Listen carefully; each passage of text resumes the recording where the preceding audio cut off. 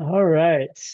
We are going to get started. Thank you again for joining us. My name is Josh Gabrielson. I'm the Associate Director of Mission and Transfer Coordinator at the University of Denver. Tonight, for our virtual open house week, we have a presentation from our economics department I'm really excited about.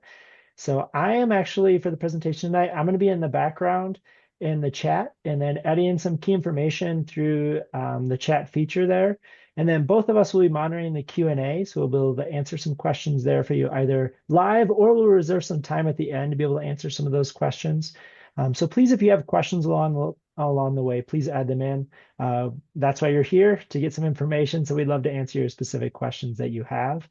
And then if you'd like if you like closed captioning, there's a CC button or chat feature you can click on, and the closed captioning will show up. So you'll have that throughout the presentation as well. And then, yeah, just please, if you have any questions, ask throughout. And then without further ado, I want to welcome the chair of the Department of Economics and Associate Professor Juan Carlos Lopez. Thanks for joining us, Juan Carlos. Sure. Thank you all for being here. And so I have a little presentation. Hopefully, it answers some of your questions. And if not, feel free to, as Josh mentioned, just go ahead and put in the Q&A and I'll answer either during or afterwards. I just want to give you a little bit of information about our department and so what it is that we do. So a lot of economics in general is focused on the production and distribution of goods and services, right? So we're asking questions, how is the economy organized? Does the economy work well? Who does it work well for? And what can be done to make it work better for more people, right? And so our department very much views ourselves as being part of a larger intellectual history stemming from the liberal arts and the social sciences. And so we often draw from things like philosophy, political science, history, sociology, and psychology. And what's nice about the economics major is it really pairs well with a lot of other majors. And so, we do use mathematical statistical tools. So we will get students who are economics majors and math minors or math majors or business majors or computer science majors. But then we also will have students who are interested in art, who are interested in psychology, and they will double major with those other disciplines as well. One of the things that I think we try to emphasize in our department, and particularly in the introductory class, is it's not simply a question of supply and demand that we're often looking at here, but also there are other components of the economy that I think are really relevant to people in general, and then especially young people are coming in. So questions about inequality, questions about climate change, questions about the financial crisis. These things are popping up over and over again, and so we try to make sure that those aspects of our of the real world are integrated into the coursework. Okay. So what kind of things are you going to get out of an economics major from our department? So one is you're going to get analytical skills. These will come in different forms depending on the classes you take, but many of our classes do have a mathematical component, a statistical component, and so your ability to analyze problems using mathematical statistical models will be there.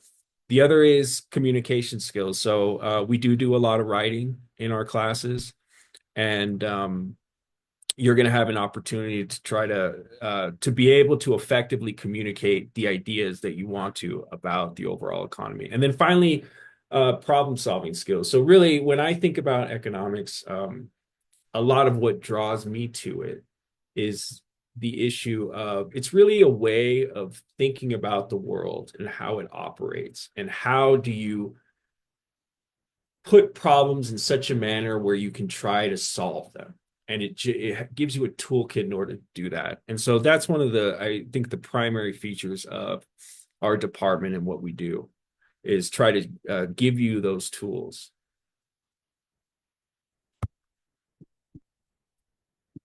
So A lot of economic departments have become increasingly quantitative, and that's certainly a large part of our own department. But we also focus a lot on conceptual reasoning. And so we'll look at economists who don't solely model in terms of mathematics and might use other forms to try to understand the larger economy. And then there's a large emphasis on both economic history and the history of economic ideas. And so we're interested in the way that the discipline is sort of developed and how, in fact, there is, within the discipline at any given time, there's actually competing theories. And what do they say about the economy? And what do they think works and what don't work? And why do they compete? Why are they not all in agreement with one another? There's also an emphasis on interdisciplinary perspectives. And so trying to take tools from other disciplines like sociology, like political science, like philosophy, to add to that toolkit that I was talking about earlier. So there's a lot of different kinds of courses that you can take. And so like a lot of class or like a lot of departments, we're going to have a core set of classes focused on macroeconomics, microeconomics, but we also have a lot of policy relevant courses, elective courses. So we have urban economics, that's my specialty, environmental economics, health economics, public finance, which focuses on sort of the public sector's role in the economy, money and banking, monetary theory, behavioral economics, which really takes a lot from psychology and integrates economics in there. And then there's gender in the economy, which takes tools from sociology and political science, comparative economic systems, which looks at different ways that economies or that countries develop their economies and what works in some system and what works in others. We have focuses on the Asian economies, and so they might have different structures than we do here in the United States. International economics, it deals a lot with trade, with tariffs, like we're seeing right now in the current political climate, international finance, and then we also have stuff on economic history, history of economic thought, and then mathematics for economics and econometrics. So these are all a wide variety of electives that you can take, and you probably can't take all of them while you're in school. And so often we'll have students take a subset of these and then they'll choose electives in other departments too that flow well with whatever their prospective majors are. So just to give you some stats, we have 10 full-time faculty. We have over 100 majors, and then we have more than 10 graduate students. We have a pretty low student to faculty ratio. It depends. So as you get onto the upper division courses, they might be pretty small. They might be, 12 to 1. Every faculty member will hold office hours a couple times a week, and then you'll have one-on-one major advising. So if you're an economics student, one of the professors in our department will be your advisor and sort of guides you through the process as you work your way through the curriculum.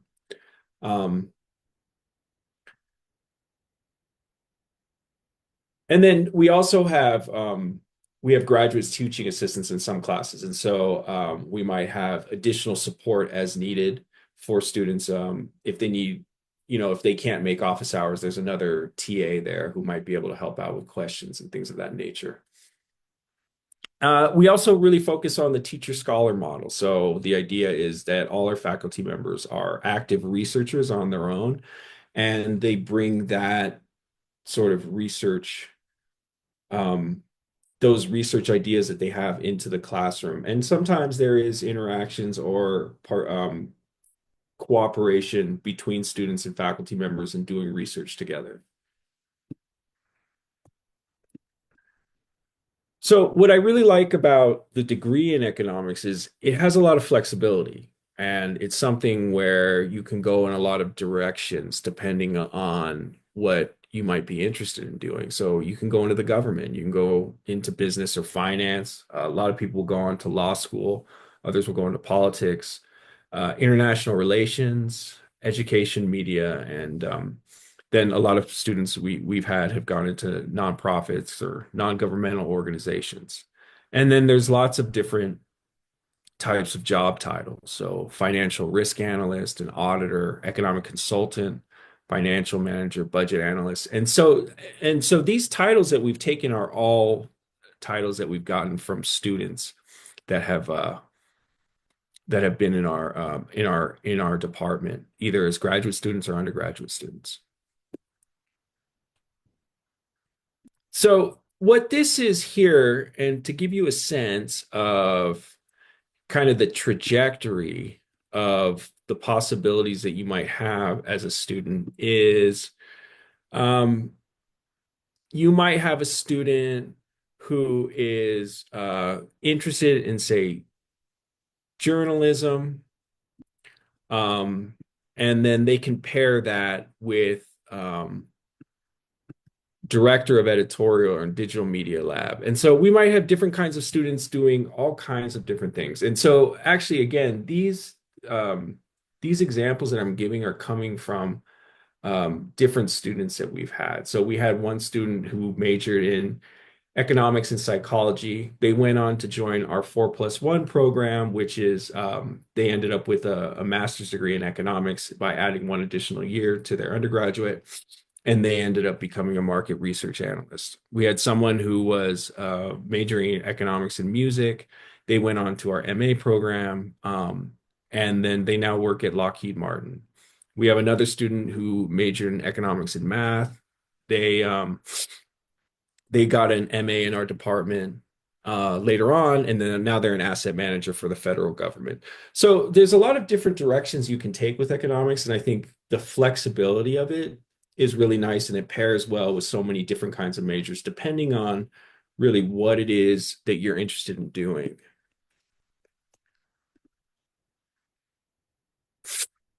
And so, as I mentioned, it's really easy to double major with this or as a minor. We also offer a 4+1 dual degree, BA, MS in economics and social policy. And so that's something down the road that if that interests you, sort of at the end of the second year, you would think about applying for that. You can study abroad. So a lot of our students in their junior year will study abroad. There's a lot of career opportunities, and we regularly get questions from people, firms in the community or government organizations looking for our students. We have an annual student awards ceremony every year where we recognize some of our students. And so there's usually 3 to 5 students who are recognized every year. These are students who are kind of finishing up. And then we have opportunities to collaborate with faculty and research. So just getting down to what you would need to do in order to complete a major is there's 2 intro courses, Econ 1020 and Econ 1030. 1020 is a class that the whole university takes at some point or other. Then after that, there's 4 intermediate level required courses. So these are going to be your primary theory courses, your intermediate micro, your intermediate macro, quantitative methods, which is sort of introductions to statistical analysis, and then the history of economic thought. After that, there is it's like a half class, so it's 2 credits. It's a capstone experiential learning requirement where you're going to kind of work on a project during the course of a quarter. And then after that, you need to take 4 different electives. One is at the 3000 level, so these are the more advanced electives. If you wanted to minor, then you would take both of those intro courses, and then you would take one of the intermediate macro or intermediate micro courses, and then 2 elective courses on top of that. And then there's all kinds of variations in which you can work with that one. For instance, if you wanted to take all the required courses as your minor and count them as your elective, that would be fine too. So here is just some contact information that's available, or you can just look.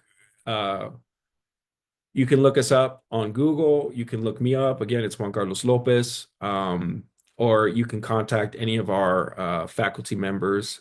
They all have their names up there, their contact information, if you have any other questions. And after that, I will go ahead and I believe that's all I have. So I can open it up to any questions that anyone might have.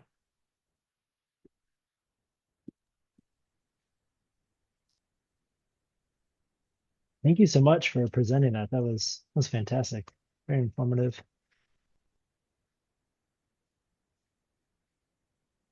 Don't have any questions right now. If anybody does have any questions, this is the time you can get basically a one-on-one, a virtual one-on-one here. So as far as like getting your questions answered, if you don't, we are going to have this recording if you want to go back to it as well and look at any of this information again. So we'll be able to send that out later to you. I'm going to go ahead and put my email into the chat. Fantastic. And so if anybody wants that. I have a question for you, if you wouldn't mind sharing. Sure. If somebody thought of how would somebody know if they weren't sure really if economics was something they might be interested in? What are some signs, like signs that like maybe hobbies or subjects that they've taken in high school that might lead them to thinking that economics might be a good option for them as a degree? Um, I don't know about hobbies, but I mean, I think it's sort of a way of thinking. So if you're someone who sort of likes politics and maybe or likes, social issues and is interested in the world, but also kind of feels comfortable with numbers at the same time, Yeah. like economics is probably a good discipline for you because it can kind of take care of all those different aspects of sort of there's a lot of, you know, technical stuff because we do a lot of math, but it's also dealing with, big social problems. Yeah. And so I think those kinds of interests coincide, and there's a lot of people that really get a lot of. It's a nice way of thinking about the world. I love that because I know a lot of times people say, students, especially in high school, as they're exploring, will say, like, I wanna do good work. I want to help people. And I'm good at math. And I mean, that's some of the things that I just heard from you too, is like a lot of people say, I want to help people and like making a difference and making some change.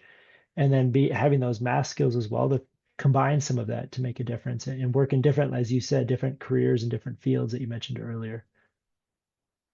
Yeah, and I think that the math is one of those things where you can learn it and we'll show it to you. It's just one of those things that if you're more comfortable with it, it's going to be even easier to get into the social stuff Mhm. because you will have to learn those skills, but Mhm. if you feel comfortable or you like math, then it makes it even easier. Cool. Well, thank you again for presenting tonight. Since there's no more questions, unless you have something else you'd like to share, I think we could wrap up the presentation for tonight. No, I hope everyone found something informative. If not, please feel free to contact me or someone in our department, and we'd be happy to chat with you about, whatever it is you're interested in our department. Well, thank you again. Oh, here we go. We got one question here. What level of calculus is needed for the major? So technically none. And I would say that in general, at the undergraduate level, we try to avoid calculus. So I teach the math for economics uh, course, which is available usually for upper division, and that kind of goes into the more technical aspects of economic modeling. But I think calculus isn't a necessary requirement for the major. And I think a good share of our students don't have a large mathematical background to begin with.